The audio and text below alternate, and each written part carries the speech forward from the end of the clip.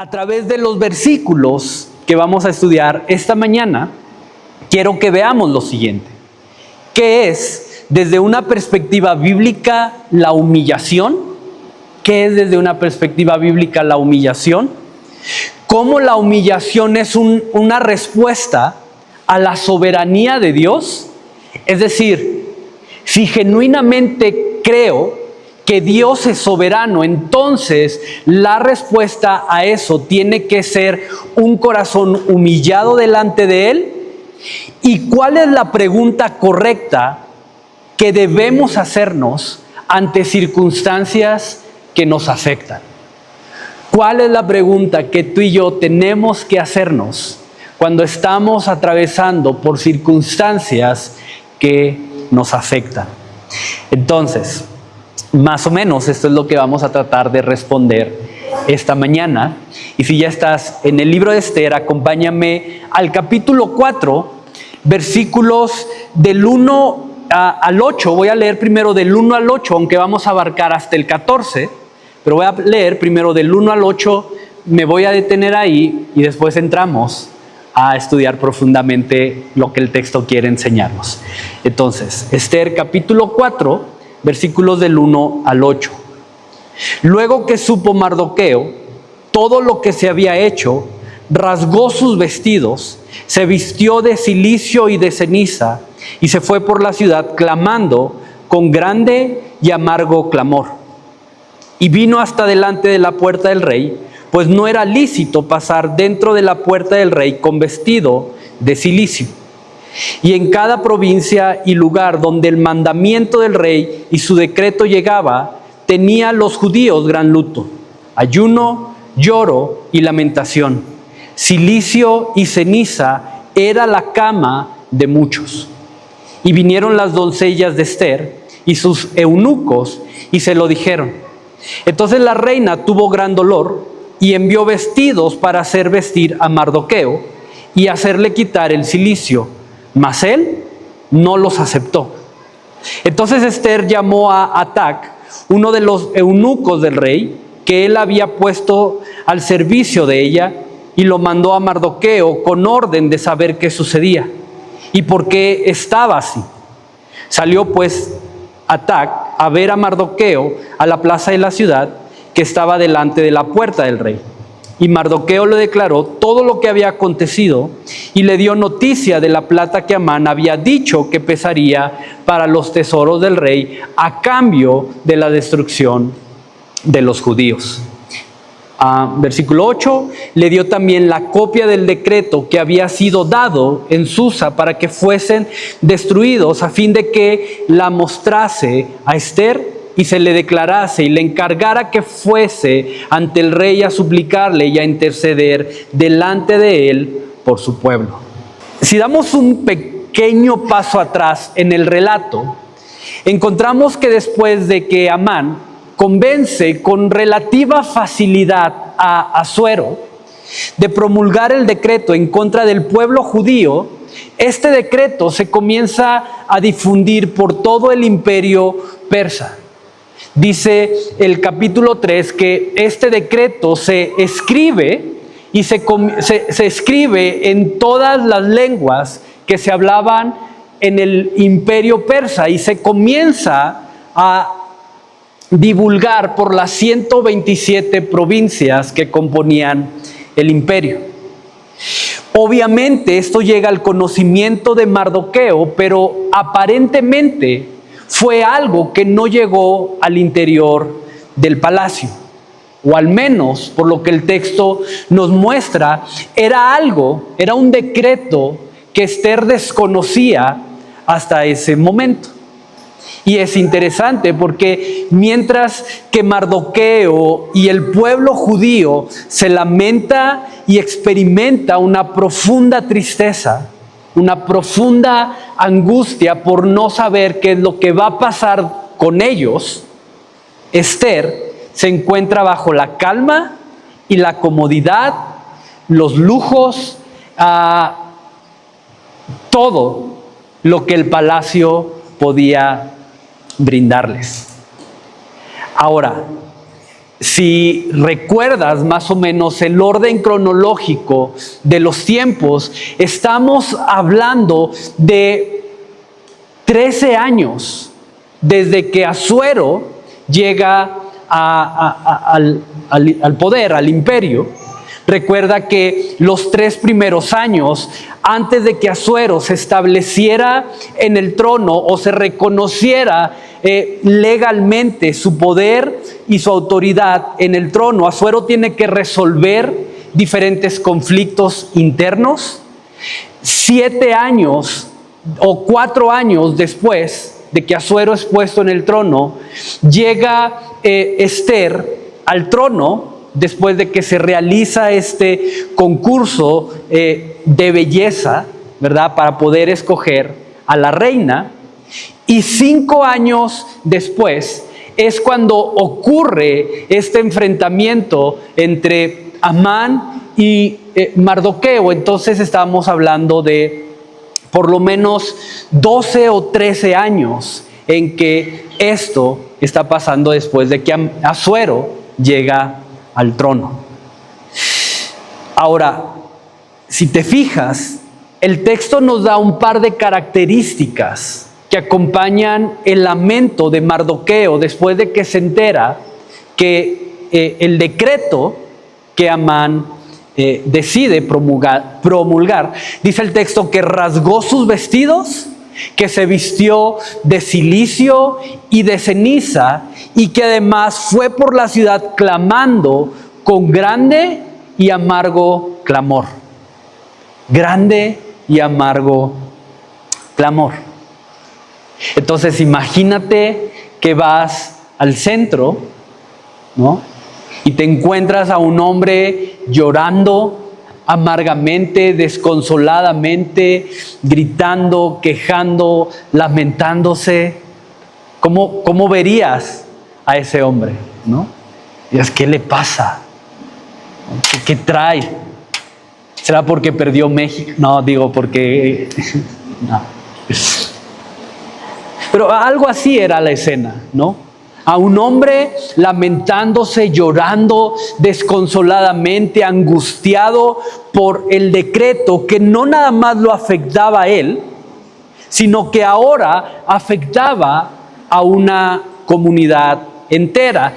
Cabe recordar que cuando hablamos del pueblo de Dios, en el libro de Ester, no hablamos de la totalidad del pueblo judío, sino hablamos de un pequeño grupo que por decisión propia o por falta de recursos no había tenido la capacidad de regresar de Babilonia a Jerusalén cuando se da el decreto, cuando Persia conquista Babilonia. Entonces, el decreto, el conflicto que nace entre Amán y Mardoqueo, es tanto el orgullo de Amán que termina decretando o legislando un decreto que amenaza la vida de toda una comunidad.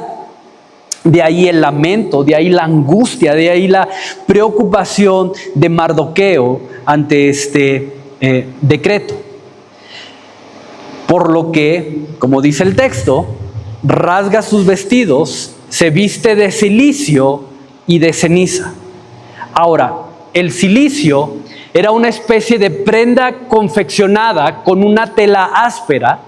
Generalmente era una tela que se extraía del pelo de la cabra, lo que la hacía una vestimenta profundamente incómoda y difícil de llevar. Era algo áspero, algo que quien se la ponía podía terminar con la piel lastimada de lo áspera que era ese tipo de tela. Y la ceniza generalmente era algo que se esparcía sobre la cabeza, pero al estar sobre la cabeza terminaba cayendo sobre los hombros, sobre la cara, y aunque algunas veces literalmente el que pasaba por este tipo de angustias decidía no solamente ponerse ceniza en la cabeza, que la ceniza no tenía nada de extraordinario o especial, era ceniza que queda después de que quemas un pedazo de madera o algo similar. Entonces lo que hacían era quemar algo, esperar a que se quedara las cenizas, ¿no? Y lo comenzaban a esparcirse, pero había quienes literalmente cubrían todo el cuerpo con estas cenizas, ¿no? Algo así. Era algo muy parecido a esto. Era la apariencia de Mardoqueo, vestido de cilicio y cubierto de ceniza. Recuerdo que cuando hace muchos años, mis papás generalmente íbamos de Guadalajara a Manzanillo en tren, ¿no? Que eran como 8 horas, ¿no? de viaje en el tren. Ya te imaginarás de las épocas de las cuales te estoy hablando, ¿no? Pero me acuerdo que durante el trayecto mi hermana y yo sacábamos la cabeza por la ventana, y entonces cuando llegábamos al destino, a Manzanillo, llegábamos con la cara toda negra, ¿no? Y teníamos que sonreír para que se nos vieran los dientes por la ceniza, ¿no? Que nos caía bueno, esa es otra historia, ¿verdad? Pero algo así se veía Mardoqueo, su cara toda llena de ceniza, ¿no? Y ese vestido de cilicio. Ahora, desde una perspectiva bíblica y cultural, el cilicio y la ceniza eran elementos que, además de asociarse, como lo acabamos de leer, con una profunda tristeza y un lamento visible, también, y esto es lo importante del que Mardoqueo se vistiera de esta manera, también se asociaba con una expresión de un corazón humillado, que buscaba depender de la gracia y de la misericordia de Dios. Es decir, la vestimenta externa proyectaba un corazón que internamente había decidido humillarse y depender completamente de la gracia y de la misericordia de Dios. Y por lo que leemos en el texto, podemos interpretar que Mardoqueo entiende que la amenaza que tiene enfrente, que el decreto que ha sido promulgado por Amán, es algo que solamente iba a encontrar solución en la intervención milagrosa, misericordiosa de Dios. Mardoqueo entiende que la amenaza que tiene enfrente no es algo que él pueda solucionar, no es algo que él pueda manejar, es una circunstancia que sale completamente de sus recursos, de sus manos, y entonces decide humillarse y depender completamente de la gracia y de la misericordia de Dios. Por eso, lo primero que el texto nos relata es, después de darnos detalles del decreto, es a un Mardoqueo profundamente angustiado ante la amenaza que tiene por delante y las consecuencias que ese decreto podía generar. Pero también a un Mardoqueo en una posición de profunda humillación. Ojo, esto es sumamente importante que podamos entenderlo para el desarrollo del resto del sermón.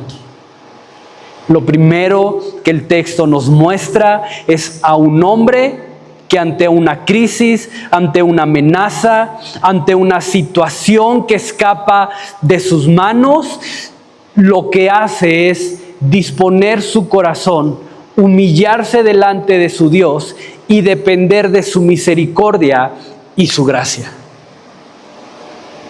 Y es interesante, porque más allá de la angustia, creo que la forma en la que Mardoqueo responde nos permite interpretar que su esperanza no estaban en lo que él, por sus propias fuerzas, podía lograr o podía hacer. Es más, y esto es muy interesante, la forma en que Mardoqueo responde ante el decreto nos permite interpretar que su esperanza ni siquiera estaban en Esther, ni en la posición que ella ocupaba dentro del palacio. Déjame repetirte eso. La forma en la que Mardoqueo responde al decreto nos permite interpretar que su esperanza no estaban en él, en lo que él podía hacer, ni siquiera estaban en Esther, ni en la posición que ella ocupaba dentro del palacio. Y ahorita vamos a ver por qué digo esto. Mira, versículos del 4 al 14. Del 9 al 14. Vino Atac y contó a Esther las palabras de Mardoqueo. Entonces Esther dijo a Atac que le dijese a Mardoqueo: todos los siervos del rey y el pueblo de las provincias del rey saben que cualquier hombre o mujer que entre en el patio interior para ver al rey sin ser llamado, una sola ley hay respecto a él: ha de morir, salvo aquel a quien el rey extendiere el cetro de oro, el cual vivirá, y yo no he sido llamada para ver al rey estos 30 días. Ahora, Mardoqueo sabía esto. Mardoqueo estaba familiarizado, estaba relacionado con las reglas imperiales. Si recuerdas, la semana pasada veíamos cómo Mardoqueo, o ya no recuerdo si fue la pasada o la antepasada, pero vimos que Mardoqueo estaba dentro del palacio cuidando a Esther. Entonces, Mardoqueo sabía esto. Todos los siervos del rey, versículo 12, y dijeron a Mardoqueo las palabras de Esther. Versículo 13. Entonces dijo Mardoqueo que respondieran a Esther: no pienses que escaparás en la casa del rey más que cualquier otro judío. Es decir, Esther, te recuerdo que también eres judía y este decreto también aplica para ti. Versículo 14. Porque si callas absolutamente en este tiempo, respiro, y marca eso. Si puedes marcar eso, te aconsejo que lo hagas. Respiro y liberación vendrá de alguna otra parte para los judíos, mas tú y la casa de tus padres perecerán. ¿Quién sabe si para esta hora has llegado al reino? ¿Te diste cuenta? Porque te digo que la esperanza de Mardoqueo tampoco estaba en Esther, ni en la posición que ella ocupaba dentro del palacio. Dice Mardoqueo: respiro y liberación vendrán de otra parte para los judíos. ¿Te das cuenta? Es decir, Esther, si no es a través de ti, Dios ya tiene otra cosa preparada. Pero quizás seas tú. Quizás para esto Dios te puso de antemano en el trono. Y el punto es este. Porque aunque Mardoqueo busca a Esther, no lo hace porque piense que ella es la solución o quien tendría el poder definitivo para salvar a su pueblo. Lo hace porque entiende que es Dios quien puede usarla como un instrumento por medio del cual establecer su voluntad. Y eso es completamente diferente. Es decir, Mardoqueo no busca a Esther y le dice: mira, ahorita que tienes influencia, ahorita que tienes poder, pues mueve 2, 3 palancas ahí al interior del palacio para que esto se resuelva. No. Mardoqueo viene en busca de Esther, creyendo, en primer lugar, que Dios la puso en ese lugar con un propósito, y en segundo lugar, que Dios puede usarla a ella para llevar a cabo su voluntad, que son dos cosas completamente diferentes.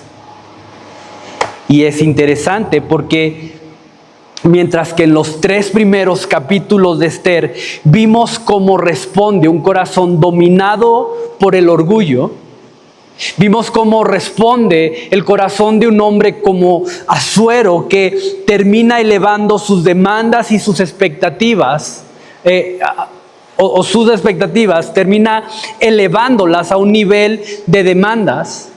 Vimos a un Amán que al ser ofendido en su orgullo, termina levantando un decreto para exterminar a todo un pueblo. Este capítulo, el capítulo 4, a través de Mardoqueo, nos deja ver cómo lo hace un corazón humillado y dependiente de Dios. Capítulo 4 de Esther es, si podemos decirlo de esta manera, la contraparte a la actitud de un corazón dirigido por el orgullo.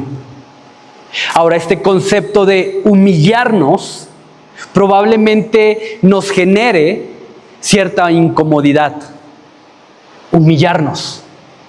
Porque regularmente tendemos a relacionar la palabra con alguna mala experiencia en donde alguien fue pisoteado, en donde alguien fue ofendido, en donde alguien fue afectado de alguna manera sin poder hacer algo al respecto. No es que dijo esto delante de todos para humillarme. No, es que durante tantos años en su trabajo recibió un trato humillante, ¿no? No lo valoraban, lo explotaban, ¿no? Generalmente tendemos a asociar la palabra humillar con este tipo de cosas, pero desde una perspectiva bíblica, humillarse es la respuesta voluntaria de alguien, ojo, voluntaria, que al reconocer quién es Dios y quién es Él mismo, es decir, delante de quién estoy, renuncia a toda autosuficiencia, se somete a la autoridad de Dios y depende completamente de su gracia y de su misericordia. Eso es humillarnos. En primer lugar, es un acto voluntario en donde reconozco, en donde después de reconocer quién es Dios, quién soy yo delante de ese Dios, renuncio a toda idea de autosuficiencia para someterme a su autoridad y depender completamente de su gracia y de su misericordia. Es decir, en términos muy sencillos, podría decirse que es el acto voluntario e intencional de buscar a Dios, de confiar en Él y de esperar en Él. Eso es humillarnos delante de Dios. Buscar a Dios, confiar en Él y esperar en Él. Que es justo lo que el relato quiere mostrarnos al revelarnos la respuesta de Mardoqueo ante el decreto de Amán. Un hombre que vestido de cilicio y ceniza buscó a Dios, confió en Él y esperó en Él. ¿Te das cuenta? Por eso David en el Salmo 51, 17 declara que el corazón contrito y humillado es algo que Dios no desprecia. Corazón contrito y humillado es algo que Dios no va a despreciar. Y lo que podemos aprender de esto, si me ayudan ahí a mover, por favor, las diapositivas, lo que podemos aprender de esto es que las amenazas, la siguiente, por favor, Las amenazas, las crisis, los momentos de dificultad muchas veces serán instrumentos que sirven para revelarnos en donde genuinamente está nuestra confianza y hacia dónde se inclina nuestro corazón mientras atravesamos por crisis, por amenazas o por momentos de dificultad. ¿Te das cuenta? Estos momentos de incomodidad, de amenaza, de crisis, son muestras de la fidelidad de Dios que Él en su soberanía permite que pasemos para que podamos darnos cuenta en donde genuinamente está nuestra esperanza y hacia dónde se inclina nuestro corazón mientras pasamos por este tipo de cosas. Y tienes que saber esto, porque cuando llega la presión, si me ayudas con la siguiente, por favor. Cuando llega la presión, nuestro corazón tiende a inclinarse hacia aquello en lo que ha aprendido a descansar durante los tiempos de tranquilidad.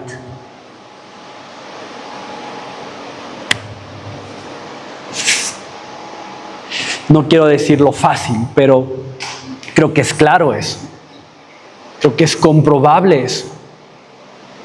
Cuando llegan los momentos de presión, las crisis, las amenazas, nuestro corazón va a inclinarse hacia aquello que ha aprendido a descansar en tiempos de descanso, en tiempos de tranquilidad. Y si buscar a Dios de manera genuina y profunda no es una prioridad, no es algo intencional, no es un deleite, en los tiempos de calma, difícilmente va a ser nuestra primera reacción cuando lleguen las crisis.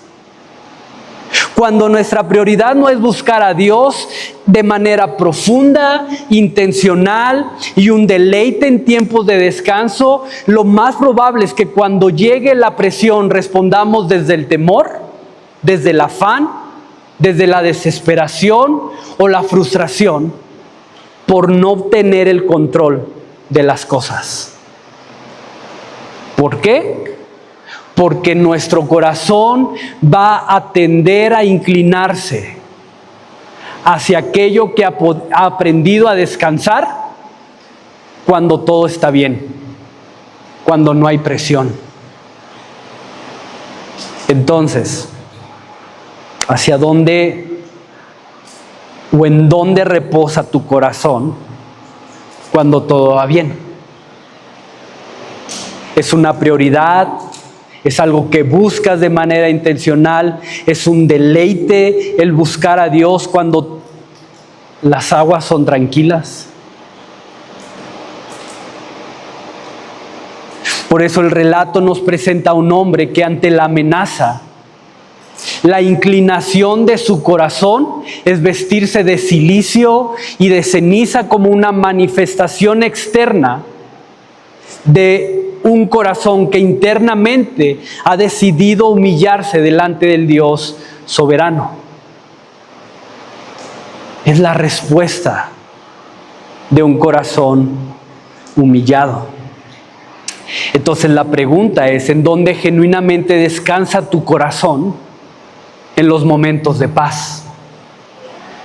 ¿Qué es lo que busca tu corazón en esos momentos?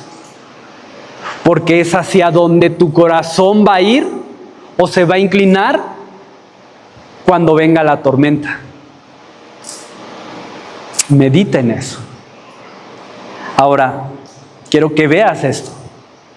Porque a pesar de que Mardoqueo tiene totalmente su confianza en Dios, eso no quita que busque a Esther, que la exhorte y que la anime a actuar desde la posición que ahora ocupa. Si te fijas en este, ¿cómo lo puedo llamar? En este pimponeo de mensajes, ¿no? donde ve y dile, ahora tú ve y dile, ahora tú ve y dile. Esther busca a Esther. Esther busca a Esther. Mardoqueo busca a Esther. Pero ojo, porque la busca para animarla, para exhortarla a que actúe desde la posición que ahora ocupa. ¿Por qué? Porque, como ya lo mencioné anteriormente, su confianza descansaba en el Dios que soberanamente la había puesto ahí y que de la misma manera podía usarla para cumplir el propósito que Dios ya había determinado. Y antes de avanzar, déjame recordarte este concepto, pero cuando hablamos de soberanía, hablamos de lo siguiente: hablamos de un atributo único de Dios que afirma que Él posee el derecho, la autoridad y el poder absoluto sobre toda la creación. Eso es el concepto de soberanía. Un atributo único en Dios que afirma que Él posee todo el derecho, toda la autoridad y el poder absoluto sobre toda la creación. Por eso Mardoqueo podía confiar y descansar en Dios mientras acudía a Esther. Y definitivamente aquí encontramos un principio muy importante y que necesitamos considerar. Y es esto. Si me ayudas con la siguiente. En su soberanía, Dios no solamente establece su voluntad, sin que nada ni nadie pueda impedir que sea hecho lo que Él ha determinado, sino que también determina los medios por los cuales su voluntad será hecha. Es decir, Dios no solo determina el qué, sino el cómo. Dios no solamente determina lo que se hará, sino los medios por los cuales se va a llevar a cabo. Entonces quiero que medites en esto. Porque confiar en la soberanía de Dios no significa despreciar los medios que Él pone a nuestro alcance, ni elimina la necesidad de acudir a otros. Pero sí nos recuerda que nuestra confianza plena no debe estar en los medios, sino en el Dios soberano que obra por medio de ellos. ¿Te das cuenta? Saber que Dios es soberano no debe llevarnos a despreciar o a rehusarnos a utilizar los medios que Dios pone a nuestro alcance, pero debemos recordar que nuestra confianza, que nuestra esperanza no son los medios, sino el Dios que está detrás de esos medios. Y mira, creo que como hombres, en general, pero o al menos hablo por mí, pero muchas veces tenemos un dolor, ¿no? Y nuestras esposas sabias nos dicen, ¿por qué no vas al doctor? Ya oré, ahorita se me quita, ¿no? No, mira, oye, ¿por qué no hablas con fulanito acerca de esto? Quizá él tenga, quizá él pueda darte un consejo o ayudarte acerca de esto. No, mira, yo y Dios lo resolvemos. Y hay un peligro en eso. Porque muchas veces Dios pone medios delante de nosotros para poder acudir a ellos. Ojo, no como la respuesta, no como en quien debemos poner nuestra esperanza, pero sí en el Dios que está poniendo delante de nosotros personas, medios, recursos para poder hacerlo. Y creo que esta idea se fundamenta muy claramente en el libro de Proverbios. Proverbios 21:31 nos declara lo siguiente: el caballo se alista para el día de la batalla, mas ¿qué dice ahí?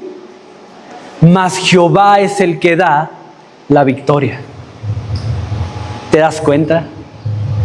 Aunque el soldado tiene la responsabilidad de entrenar y preparar al caballo para la batalla, que estaba leyendo en un comentario bíblico que consulté para preparar esto, que el entrenar al caballo para la batalla no es nada más ir cada determinado tiempo a ponerle su comida y su agua y a sacarlo a dar unas vueltas ahí, no. El entrenar un caballo para la guerra es un trabajo que requiere mucho tiempo, mucho esfuerzo, mucha paciencia, y esa es la responsabilidad del soldado, preparar al caballo. Pero la victoria no depende ni del soldado, ni de lo bien preparado que vaya el caballo a la batalla, sino de Jehová, dice Salomón. Jehová es quien da la victoria. Entonces, Dios pone medios, Dios pone recursos, Dios pone personas a nuestro alcance, pero ellos no son nuestra esperanza. Debemos usarlas, debemos echar manos de ellos, acudir a ellos, sí, pero confiando en que es Dios, a través de ellos, quien va a hacer algo. Ahora, quiero que medites en esto.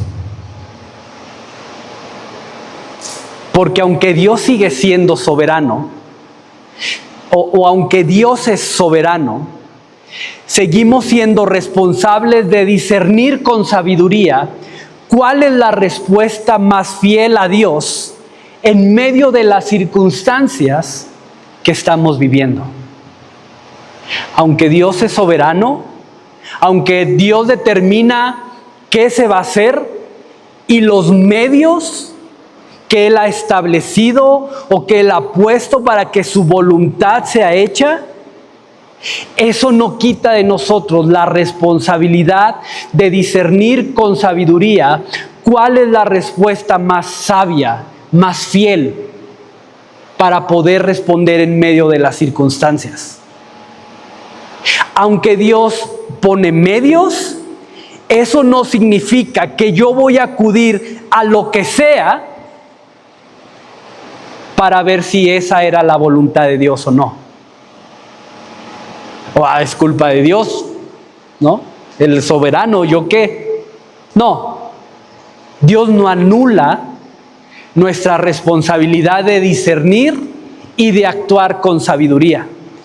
De hecho, el saber que Dios gobierna todas las cosas nos debe llevar a mirar las circunstancias preguntándonos lo siguiente: ¿cuál es la respuesta más fiel a Dios en medio de las circunstancias que estoy viviendo? ¿Cuál es la respuesta más fiel con la que puedo responder en medio de esto, por lo cual hoy estoy atravesando? Ojo, nuestra responsabilidad no siempre será entender lo que Dios está haciendo, ni por qué lo está haciendo. Ya lo vimos en estudios atrás, y es claro que nuestra mente, nuestra capacidad de entender es muy limitada. Y no siempre vamos a entender lo que Dios está haciendo o por qué lo está haciendo. Entonces, olvídate de que vas a poder entender todas las cosas, que vas a poder entender todas las circunstancias a las que tienes que hacerle frente o a las que tuviste que hacerle frente en el pasado. Esa no es nuestra responsabilidad. Nuestra responsabilidad es discernir con sabiduría cuál es la manera más fiel de responder a Él en medio de las circunstancias por las que estamos viviendo. Ahora, quiero que notes la forma tan particular en que Mardoqueo responde a la fidelidad, la forma en la que Mardoqueo responde de una manera fiel en medio de esto que estás viviendo. Si te fijas, aunque Mardoqueo le informa a Esther la gravedad del decreto y no minimiza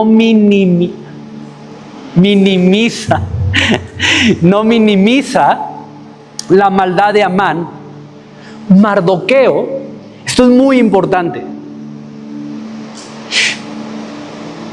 aunque Mardoqueo tome en cuenta lo que Amán hace, reconoce la maldad, reconoce la injusticia que hay en su decreto, Mardoqueo no se centra en Amán.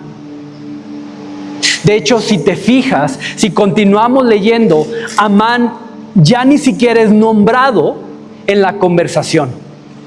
Ya. Mardoqueo le informa o le manda una copia del decreto a Esther y ya no se vuelve a nombrar a Mardoqueo. Lo que nos permite ver que Mardoqueo no permite que la maldad o la injusticia de Amán se convierta en el centro de la conversación, sino que la conversación ahora gira en que Esther pueda responder con fidelidad a la posición en la que fue puesta por Dios. Y esto le da un enfoque completamente diferente al cómo enfrentamos las circunstancias y el cómo ayudamos a otros a responder ante ellas.